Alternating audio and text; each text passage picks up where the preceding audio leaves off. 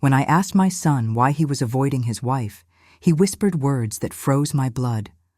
"Mom, she's not my wife. She's my sister." I thought he was losing his mind. We only had one child. But when I started digging, I uncovered a secret my family had buried 30 years ago. A secret so terrible it had destroyed entire lives. If you're watching this video, please hit the like button, subscribe, and tell me in the comments where you're listening from. This story needs to be shared because it proves that the best-kept lies always find their way back to the surface. My name is Catherine Dubois. I'm 58 years old, and I live in Marseille, in the south of France. I have an only son, Julien, 32, who I raised alone after my husband's tragic death in a motorcycle accident when Julien was 6. Julien has always been my ray of sunshine. Brilliant in school, hardworking, thoughtful. He became an architect exactly as he'd always dreamed. And 2 years ago, he gave me the most wonderful news. "Mom, I'm getting married." I cried with joy. My son had found love. His fiancée's name was Camille. A 28-year-old woman, a teacher, with a gentle smile and luminous green eyes. She was from Brittany, Julien told me, an orphan raised by her grandmother, who had passed away a few years earlier. The wedding was beautiful, small, intimate, in a Provençal farmhouse. I welcomed Camille into our family with all my heart. Finally, I had a daughter. The first few months were perfect. Julien and Camille came for dinner every Sunday. We laughed, talked about their future plans, maybe babies. I was happy. But gradually, I started noticing something strange. It started subtly. During Sunday dinners, Julien was distant. He barely looked at Camille. When she spoke to him, he answered in monosyllables. When she tried to touch his hand, he gently but firmly pulled away. At first, I thought it was just married life settling in. Then I noticed something else. They never kissed, not even a peck on the cheek when arriving or leaving. Camille would try sometimes, but Julien always turned his head at the last moment. One Sunday, while Camille was in the bathroom, I asked Julien softly, "Sweetheart, is everything okay between you two?" He flinched as if I'd caught him doing something wrong. "Yes, Mom. Why?" "It's just that you seem distant." "We're just tired. Work." But his eyes wouldn't meet mine. My son was lying to me. I could feel it. In the following weeks, I watched more carefully. Camille seemed desperate for Julien's attention. She cooked his favorite meals. She dressed elegantly. She laughed at his jokes. But Julien remained cold, almost distant, as if he were living with a roommate rather than a wife. Then, one November evening, everything changed. I'd invited Julien and Camille for a birthday dinner. My 58th. Camille arrived alone. "Julien's working late," she told me, her smile not hiding her sadness. "He asked me to come anyway." We had dinner together, just the two of us. At first, the conversation was light. Then, after dessert and 2 glasses of wine, Camille broke down. "Catherine, I don't know what to do anymore." "What's going on, sweetheart?" Tears were streaming down her cheeks. "Julien, he doesn't touch me. We've never consummated our marriage." My heart sank. Never. Not even before the wedding. He said he wanted to wait. I thought it was romantic. But now it's been 2 years. He refuses to even sleep in the same room with me. He says he snores, that he doesn't want to disturb me. But Catherine, a married couple who doesn't even share a bed? I was speechless. My son, my Julien, what was going on? "There's something else," Camille continued, wiping her tears. "Sometimes he looks at me with something like guilt, as if he'd done something terrible.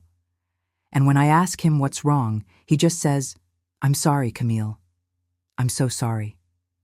That night, after Camille left, I couldn't sleep. I turned the situation over and over in my mind. Was my son gay and unable to accept it? Did he have trauma? An illness? The next day, I did something I'd never done before. I showed up at his place unannounced. I rang his doorbell once, twice. Finally, Julien opened the door, hair disheveled, still in pajamas at 11 a.m. "Mom, what are you doing here? We need to talk now." I walked in without waiting for an invitation. The apartment was spotless but cold. 2 separate bedrooms, exactly as Camille had said. No wedding photos on the walls, nothing to indicate a couple lived here. "Where's Camille?" "At work." "Good, because it's you I want to talk about." Julian sat on the couch, shoulders hunched, like a child caught in the act. "Mom, What's going on, Julian? Why are you avoiding your wife? Why is this marriage a lie?" He closed his eyes. When he opened them again, they were filled with tears.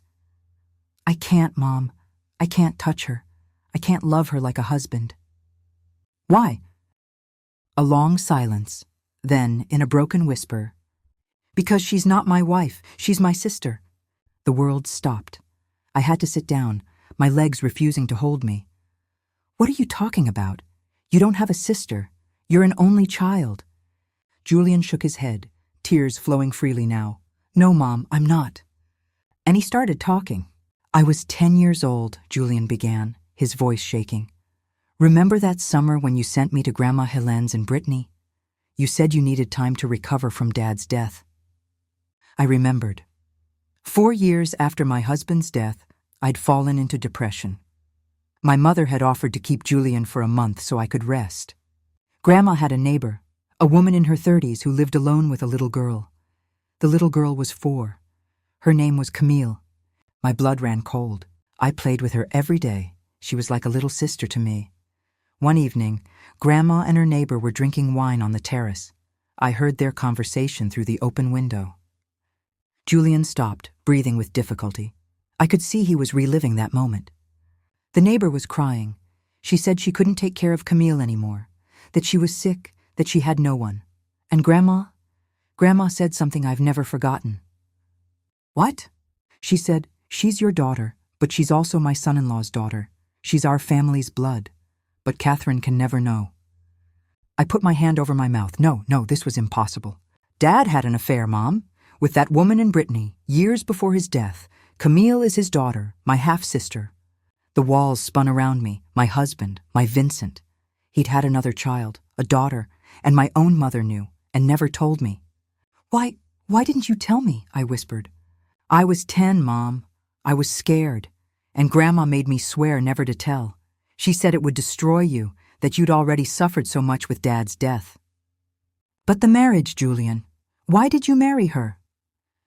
Julian stood up, pacing back and forth like a caged animal. "After that summer, I never saw her again. Her mother died a few years later. Camille was placed with her maternal grandmother, who I never met. I tried to forget, to live my life, but I knew she existed somewhere. And then, 3 years ago, I met her, by chance, in a cafe in Marseille. She was there, new in town, looking for work as a teacher. She didn't recognize me. She was too young back then. But I recognized her immediately. The same eyes as Dad, the same smile. We started talking. She told me her name, Camille, from Brittany, orphan.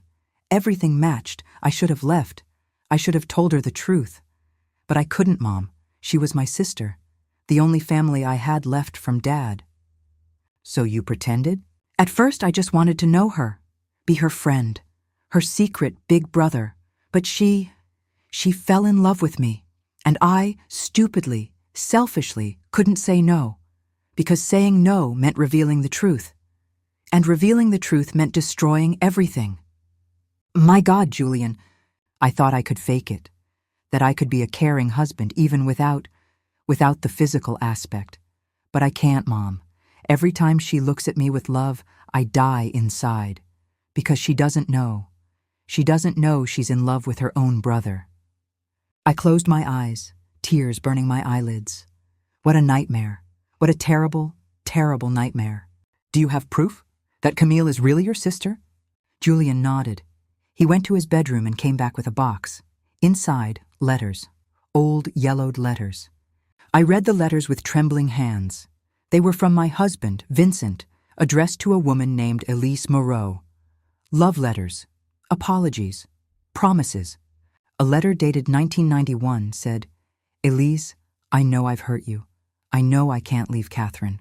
But our daughter deserves to know she has a father who loves her, even from afar. I'll send money every month. Please, take care of our little Camille." Another, from 1995. "I saw Camille today, from a distance, at the park. She looks so much like Julian at the same age. My 2 children. If only things could be different." The last letter was dated 1 week before his death, in 1998. "Elise, I'm on my way to see you. We need to talk about Camille's future. Catherine must never know, but I want to make sure my daughter is taken care of." I dropped the letters. My husband was going to see his mistress the day he died, the motorcycle accident on the road to Brittany. He wasn't going to a professional conference like he'd told me. He was going to see his illegitimate daughter. "How did you get these letters?" I asked, my voice broken. "Grandma gave them to me before she died, 5 years ago. She said I needed to know the whole truth, that if I ever met Camille, I had to be able to protect her." Protect her by marrying her? Julian collapsed on the couch, face in his hands. I know it's crazy. I know I did everything wrong. But what could I do, Mom? Tell her, sorry, we can't be together because your father was also mine and he never officially recognized you? You should have told her the truth. You have to tell her now. How, Mom? How? She's already lost everyone, her mother, her grandmother. She thinks I'm her only family, her husband. If I tell her the truth, I destroy her. She'll hate me. She'll hate Dad. She'll hate her entire existence.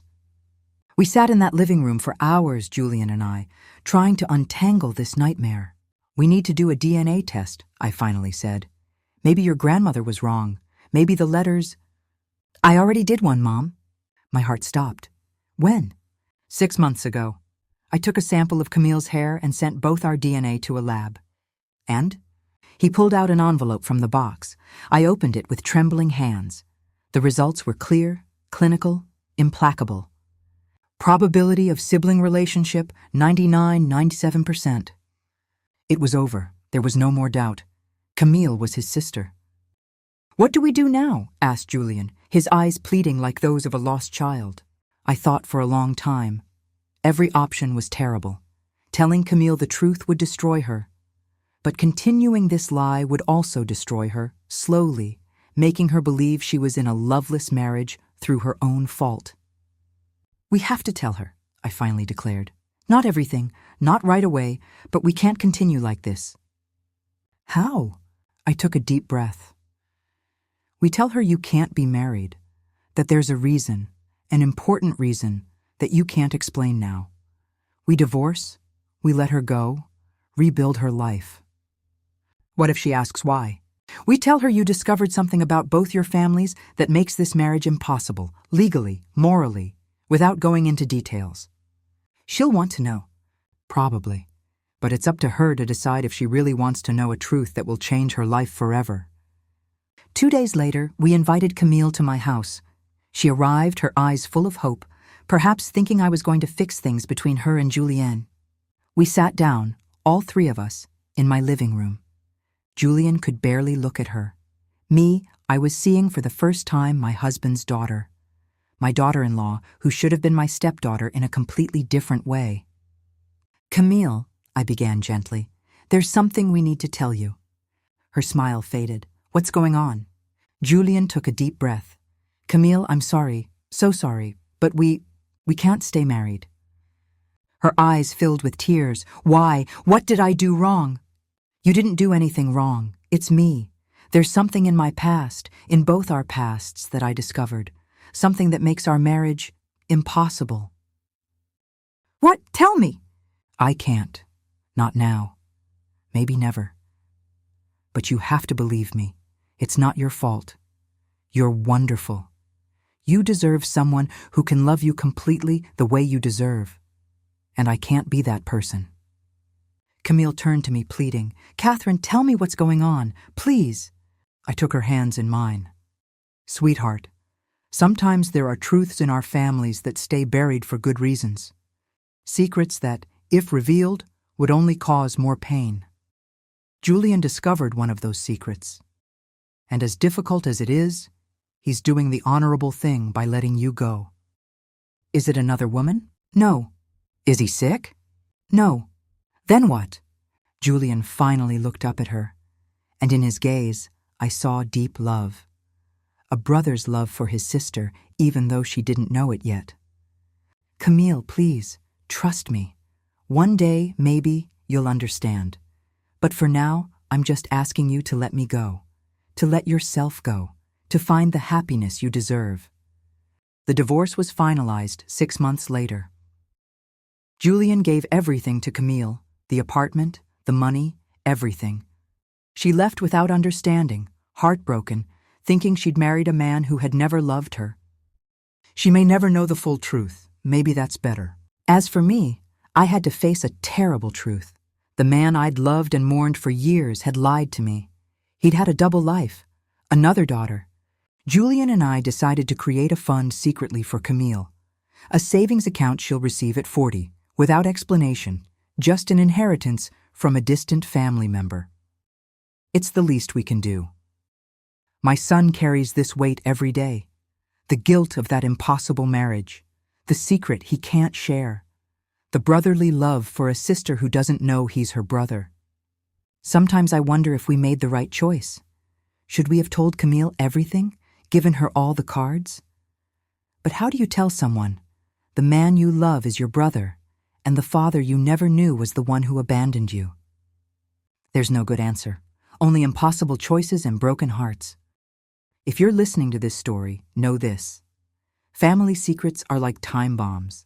They may seem buried forever, but they always end up exploding, usually when you least expect it. My husband thought he was protecting his family by keeping Camille's secret. My mother-in-law thought she was protecting me by not telling me. Julian thought he was protecting Camille by marrying her. But secrets don't protect anyone. They poison, they destroy, they create impossible situations where no one can win. I'm not saying the truth is always easy. Sometimes it's devastating, but it's at least honest.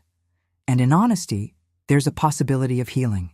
Today, Camille is living her life somewhere. I hope she's found love, real love. The kind without secrets, without lies, without the weight of a hidden truth. And Julian?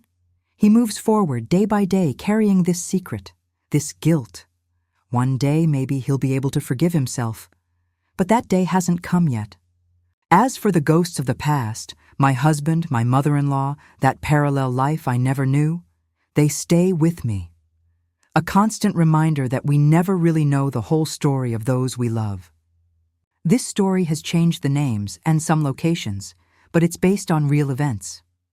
I'm sharing it, hoping it can help someone understand that sometimes the biggest lies come from those who claim to protect us.